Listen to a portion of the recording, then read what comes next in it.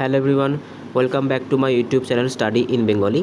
তো তোমাদের WBPSC মিসলেনিয়াসের জন্য যে হাই লেভেলের জিকে সিরিজটা চলছিল, আজকে তার ক্লাস নাম্বার 10। বিগত যে WBCS পরীক্ষায় আমরা পিএসসির নতুন যে প্যাটার্ন দেখতে পেয়েছি, সেই নতুন প্যাটার্ন অনুসারে যে হাই লেভেলের জিকে সেটগুলো তোমাদের করানো হচ্ছিল, আজকে তার ক্লাস নাম্বার 10। এছাড়া বলে রাখি, যারা আপকামিং যে WBCS এক্সাম দেবে বা পরবর্তীকালে যারা WBCS এর প্রিলিমিনারি এক্সাম দেবে, তাদের জন্য কিন্তু এই যে সেটটা খুবই গুরুত্বপূর্ণ হতে চলেছে। তাহলে চলো দেরি না করে শুরু করি। দেখো আজকের প্রথম প্রশ্ন কি বলছে। ইলোরার বিখ্যাত দশাবতার গুহা মন্দিরটি মূলত কোন রাজবংশের রাজত্বকালে নির্মিত হয়েছিল? যখনই ইলোরার গুহা মন্দিরের কথা আসবে, তখনই আমাদের মাথায় কিন্তু একদম সাডেন ক্লিক হওয়া প্রয়োজন কোনটার কথা? সঠিক অ্যান্সার কিন্তু হয়ে যাবে রাষ্ট্রকূট। যখনই ইলোরার গুহা মন্দিরের কথা আসবে, আমাদের মাথায় কিন্তু রাষ্ট্রকূটদের কথা একদম মাথায় ক্লিক করতে হবে। আচ্ছা, এবারে এই রাষ্ট্রকূট কিন্তু মূলত আমরা দেখি তো এরা কিন্তু যে মধ্য ভারত এবং যে সাউথ ইন্ডিয়া এই পার্টটাতে কিন্তু এরা ছিল, মানে একদম আমরা বলতে পারি যে বিন্ধ্য পর্বতের নিচের দিকের অংশে কিন্তু এরা ছিল। এদের যে বিস্তার সেটা কিন্তু মহারাষ্ট্র পর্যন্তও ছিল। আর এই যে বিখ্যাত গুহা মন্দিরটা, এটা কিন্তু একটা মনোলিথ শিল্প, অর্থাৎ এটা কিন্তু কেবলমাত্র একটা বড় কালো পাথরকে কেটেই কিন্তু বানানো হয়েছিল। পরবর্তী প্রশ্ন দেখব কি বলেছে আজকে 2 নম্বর প্রশ্ন। তরল অধাতু ব্রোমিনের সাধারণ উষ্ণতায় রং কেমন হয়ে থাকে? তো এটা কিন্তু সায়েন্স থেকে কোশ্চেন। এক কথায় বলতে চেয়েছে যে তরল অধাতু, ঠিক আছে। এক্ষেত্রে কিন্তু আমাদের আরেকটা জিনিসও আমরা জানতে পারলাম যে কোন অধাতুটা তরল অবস্থায় থাকে, সেটা কিন্তু হচ্ছে ব্রোমিন। তো ব্রোমিনের রং কেমন হয়ে থাকে? গাঢ় লালচে বাদামি, হালকা হলুদ, নীলাভ সবুজ নাকি বর্ণহীন?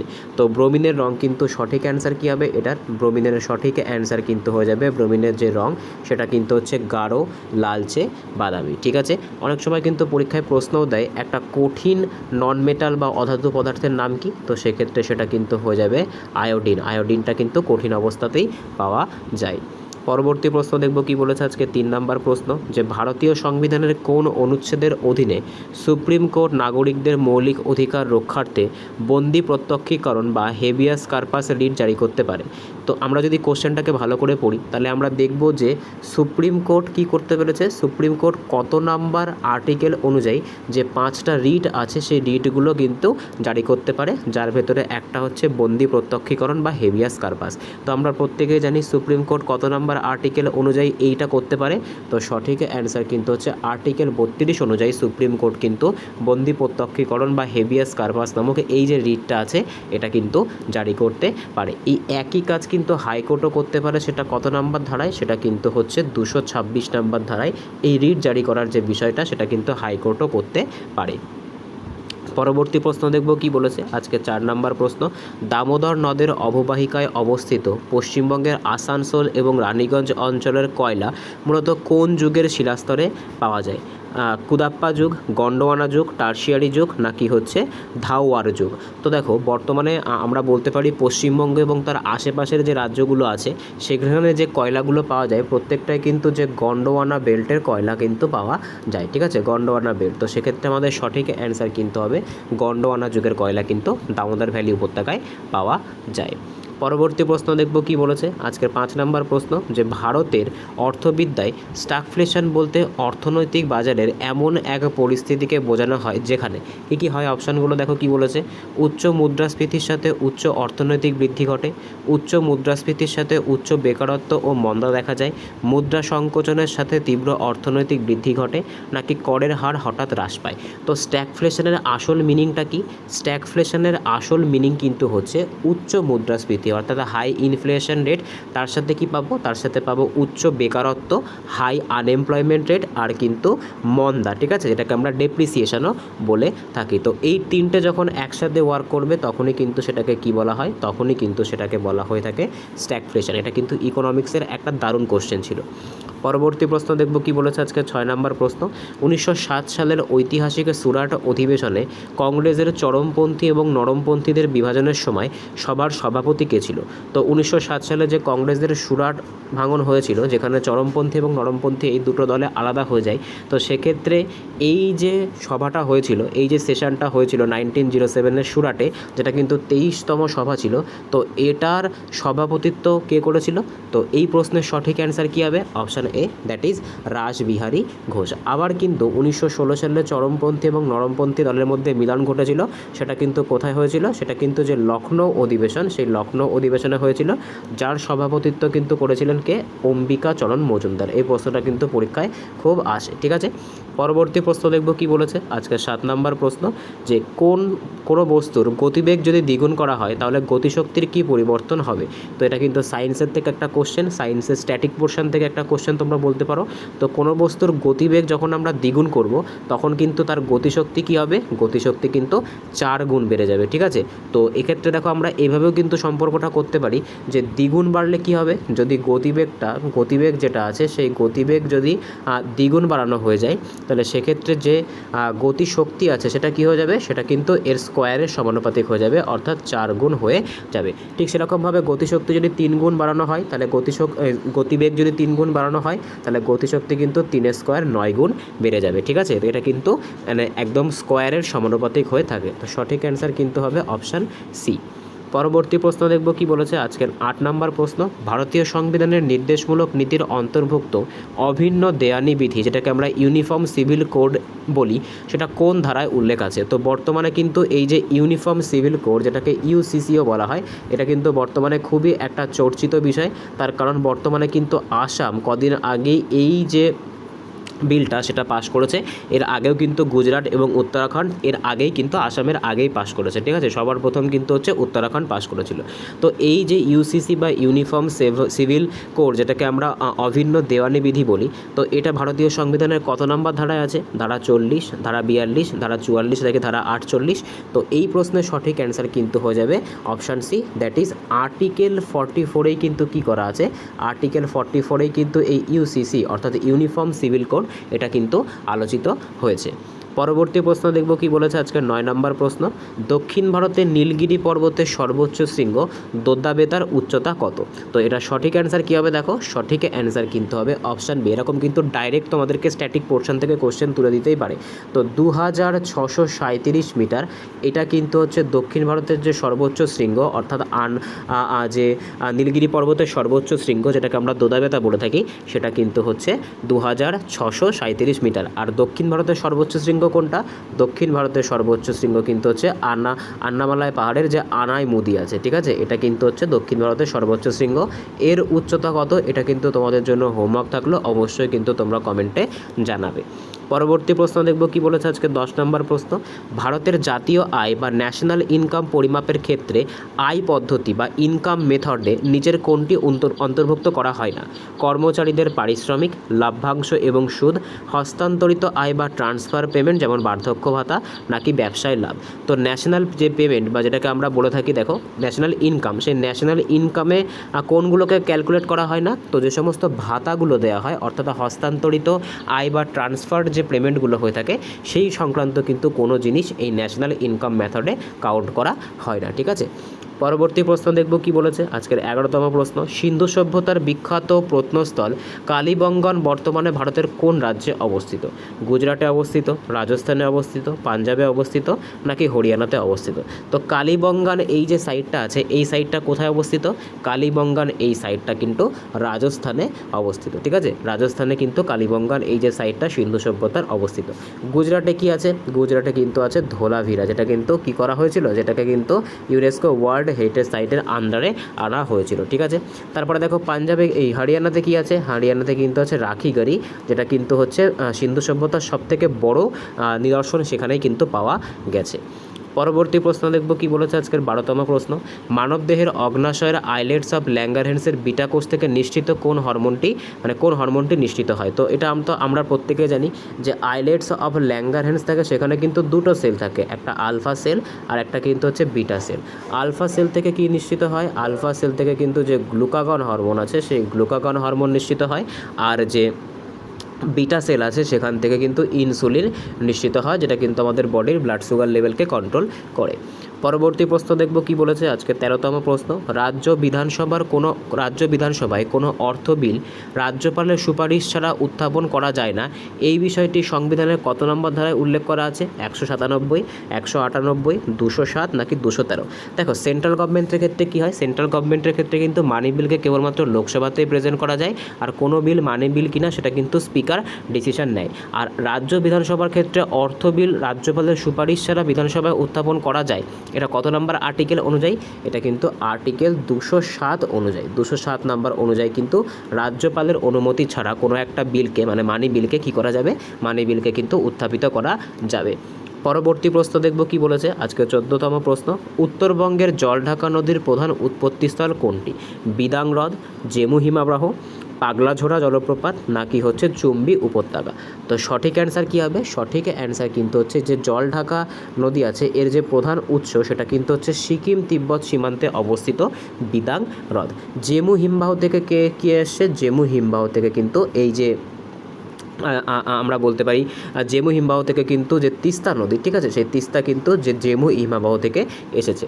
পরবর্তী প্রশ্ন দেখব কি বলেছে। পরবর্তী প্রশ্ন আজকের 15তম প্রশ্ন, ভারতের কোনো বাণিজ্যিক ব্যাংক যদি রিজার্ভ ব্যাংকের কাছে তার অতিরিক্ত, এটা আচ্ছা এক সেকেন্ড, এই কোশ্চেনটা যার আগে আমি তোমাদের এখানে যে কনফিউশনটা তৈরি হচ্ছিল সেটাকে সম্পূর্ণ ক্লিয়ার করে দিই।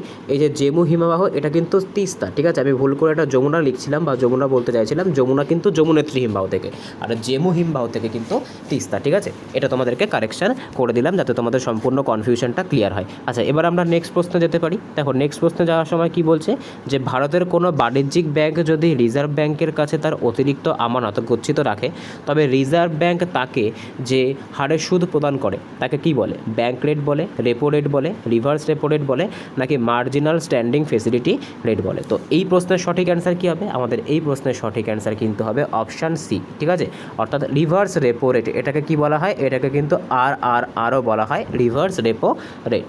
পরবর্তী প্রশ্ন দেখব কি বলেছে, যে 1883 সালে সুরেন্দ্রনাথ বন্দ্যোপাধ্যায়ের নেতৃত্বে ভারত সভা বা ইন্ডিয়ান ন্যাশনাল কনফারেন্স কোন শহরে অনুষ্ঠিত হয়েছিল? বোম্বেতে, তারপরে মাদ্রাজে, কলকাতাতে নাকি লাহোরে? তো সঠিক অ্যান্সার কী হবে? সঠিক অ্যান্সার কিন্তু হচ্ছে কলকাতাতে কিন্তু সুরেন্দ্রনাথ বন্দ্যোপাধ্যায় দ্বারা এই যে অ্যাসোসিয়েশনটা অনুষ্ঠান করা হয়েছিল। পরবর্তী প্রশ্ন দেখব কি বলেছে। 17তম প্রশ্ন, একটি ভারী নিউক্লিয়াস ভেঙে দুটি মাঝারি আকারের নিউক্লিয়াস তৈরি হয় এবং বিপুল পরিমাণে শক্তি উৎপন্ন হওয়ার এই যে ঘটনা, এই ঘটনাকে কি বলা হয়? নিউক্লিয় সংযোজন, নিউক্লিয় বিভাজন, প্রাকৃতিক তেজস্ক্রিয়তা নাকি আলফা ক্ষয়? তো দেখো আমাদের এই প্রশ্নের সঠিক অ্যান্সার কী হবে? আমাদের এই প্রশ্নের সঠিক অ্যান্সার কিন্তু হবে নিউক্লিয়ার বিভাজন, কারণ এখানে আমরা দেখতে পাচ্ছি ভেঙে কথাটা আছে, ঠিক আছে, তো সঠিক অ্যান্সার কিন্তু হবে নিউক্লিয়ার বিভাজন। নেক্সট প্রশ্ন দেখব আজকের 18তম প্রশ্ন কি বলছে, ভারতের পঞ্চায়েতি রাজ ব্যবস্থাকে সাংবিধানিক স্বীকৃতি দিতে কত সালে 73তম সংবিধান সংশোধনীর মাধ্যমে আইনটি চূড়ান্তভাবে পাশ করা হয়েছিল? তো এক কথায় পঞ্চায়েতি রাজ কত সালে অ্যামেন্ডমেন্ট হয়েছিল? তো সালটা কিন্তু ছিল 1992 সাল। 1992 সালে যে 73তম সংবিধান সংশোধন হয়েছিল সেখানেই কিন্তু এই যে পঞ্চায়েতি রাজ, সেই পঞ্চায়েতি রাজের কথা মানে সম্পূর্ণভাবে কিন্তু কী করা হয়েছিল, ভারতীয় সংবিধানের যে পার্ট 9 আছে সেখানে কিন্তু অ্যাড করা হয়ে গেছিলো।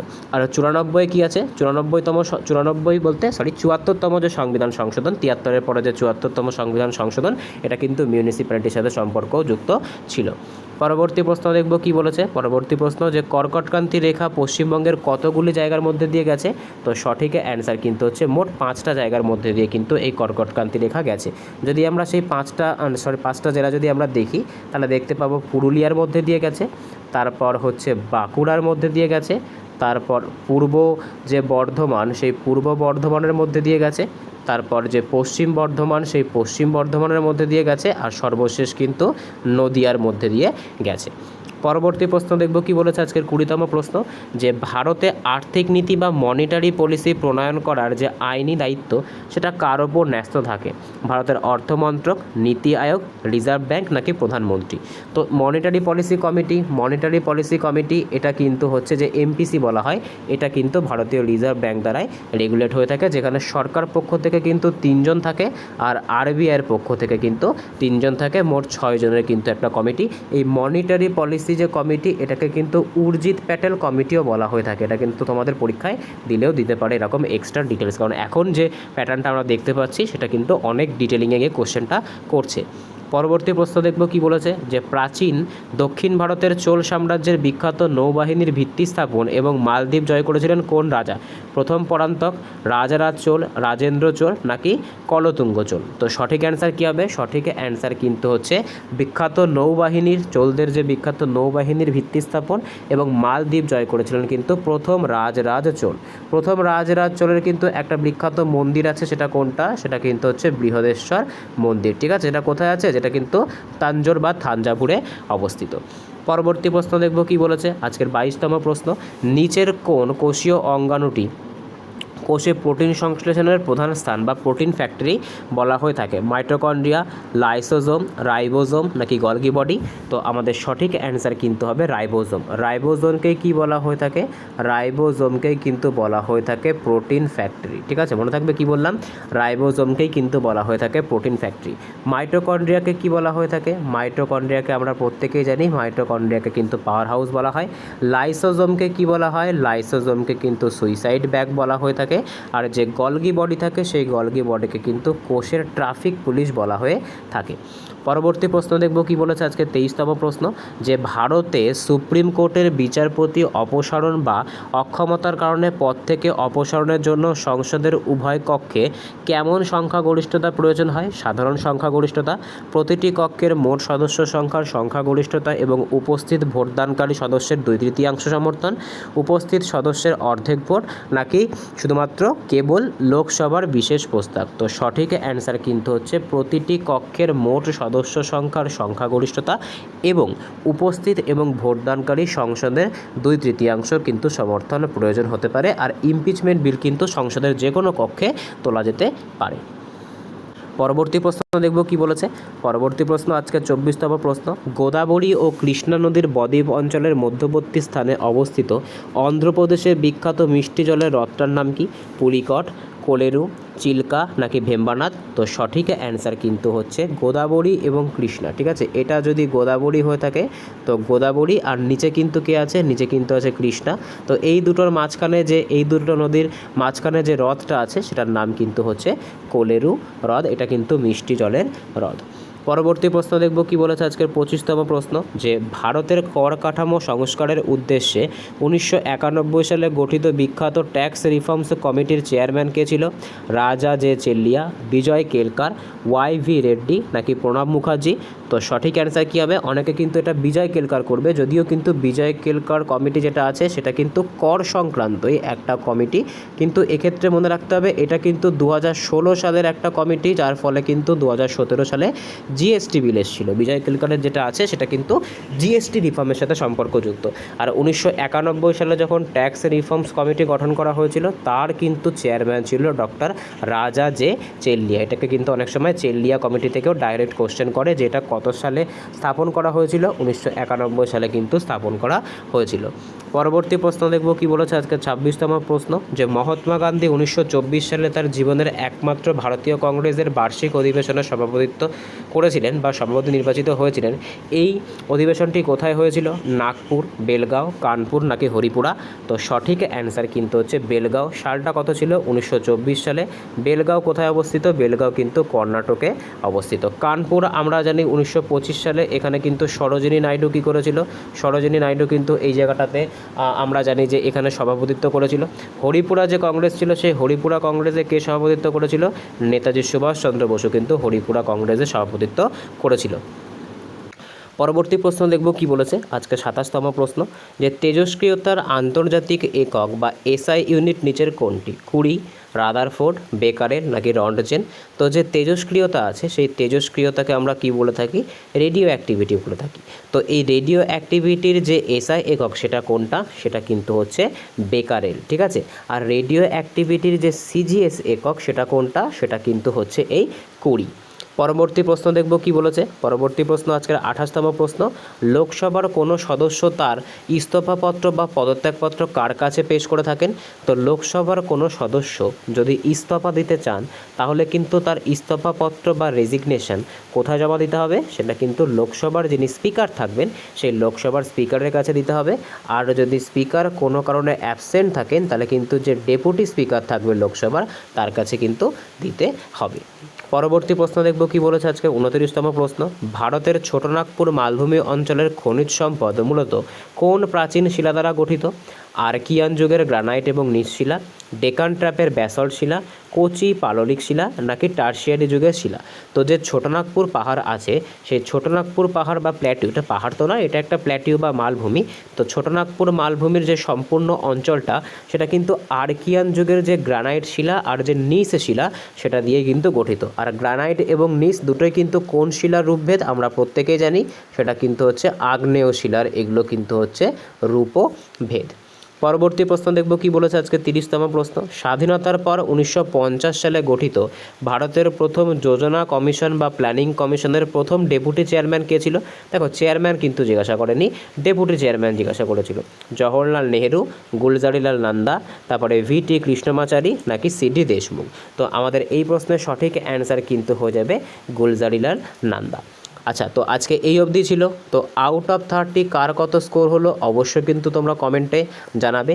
PSC মিসলেনিয়াসের জন্য কিন্তু এইরকমভাবেই তোমাদের হাই লেভেল এবং ডিটেলিং জিকের ক্লাস করানো হবে একদম পরীক্ষার আগে পর্যন্ত। ক্লাসগুলো তোমরা প্রত্যেকেই ফলো করবে। তোমাদের কাছে একটাই রিকোয়েস্ট থাকবে, এরকম আরও বেটার ক্লাস তোমরা যদি পেতে চাও অবশ্যই কমেন্টে জানাবে, ভিডিওটা লাইক করবে। আলটিমেটলি তোমাদের রেসপন্সটাই কিন্তু অ্যাজ আ টিচারের সবথেকে বেশি মোটিভেশন দেয়। তো সেক্ষেত্রে তোমাদের রেসপন্সের উপরে ডিপেন্ড করেই কিন্তু ক্লাসের ফ্রিকোয়েন্সিটাও বাড়ানো হবে। তো দেখা হচ্ছে পরের ভিডিওতে, বাই।